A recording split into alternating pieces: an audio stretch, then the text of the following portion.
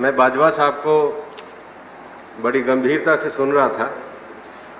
वो पंजाब से आते हैं, मैं मूलतः हरियाणा से आता हूँ।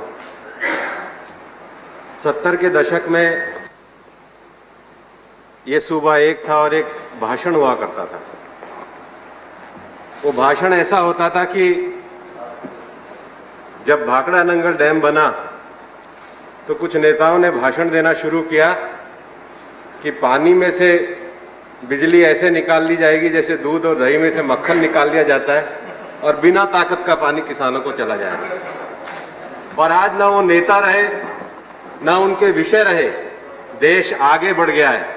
बाजवा साहब, आप भी समझिए, ये देश आगे चल रहा है कि आपके भाषण वही पुराने 70 के दशक के भाषण ना रह जाए। और मैं कहता हूं कि आज जो ये 3 बिल हम लेकर के आए, 2 बिल आज है और 1 बिल और आने वाला एसेंशियल कमोडिटी एक्ट, इसको लाने से पहले एक परिस्थिति पे विचार करना चाहिए। हम बार बार कहते हैं कि 50 से 60 साल तक देश में आपने शासन किया। देश को जब आजादी मिली तो हिंदुस्तान के ग्रामीण क्षेत्र और शहरी क्षेत्र के आय का अनुपात 2:1 था।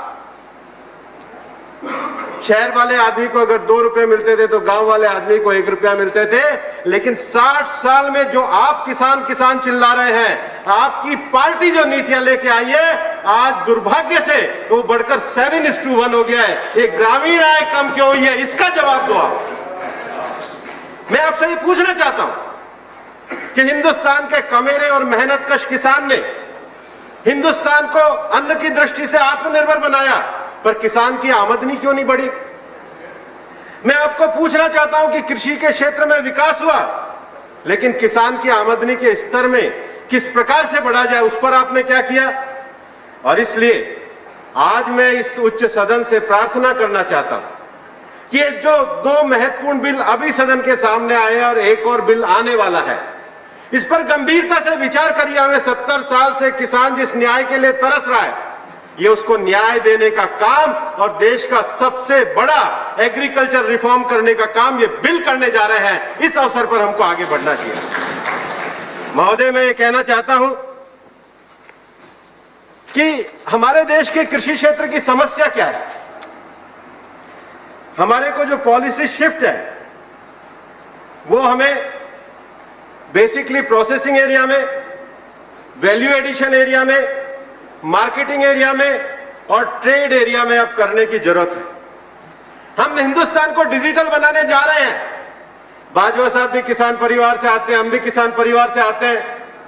हम किसान के बेटे को कह रहे हैं कि कंप्यूटर तो खरीद लो, लेकिन इस कंप्यूटर के द्वारा तुम एग्री मार्केटिंग नहीं कर सकते।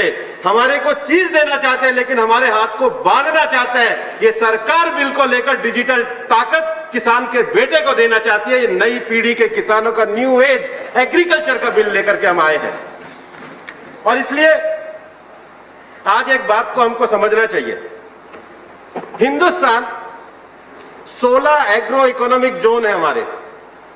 1000 से ज्यादा बायोडाइवर्सिटी, एग्रोडाइवर्सिटी के स्पॉट्स है हमारे पास।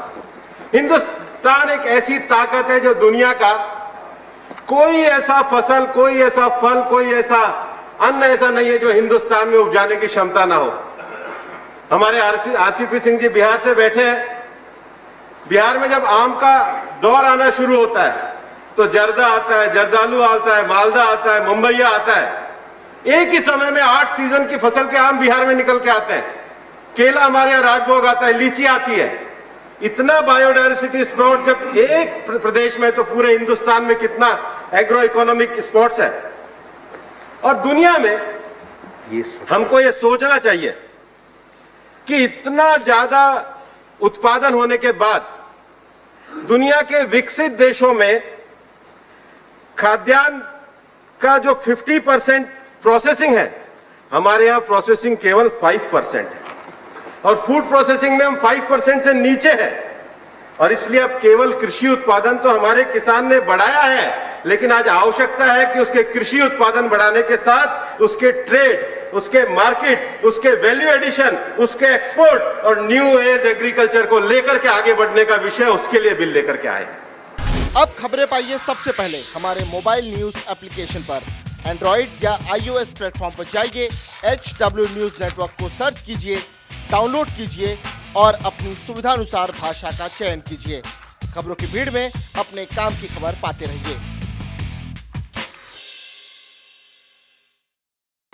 अगर आपको हमारा यह वीडियो पसंद आए तो शेयर कीजिए। अगर यह वीडियो आप फेसबुक पर देख रहे हैं तो आप हमें लाइक कर सकते हैं, ट्विटर पर हमें फॉलो कर सकते हैं और यूट्यूब पर हमें सब्सक्राइब कीजिए।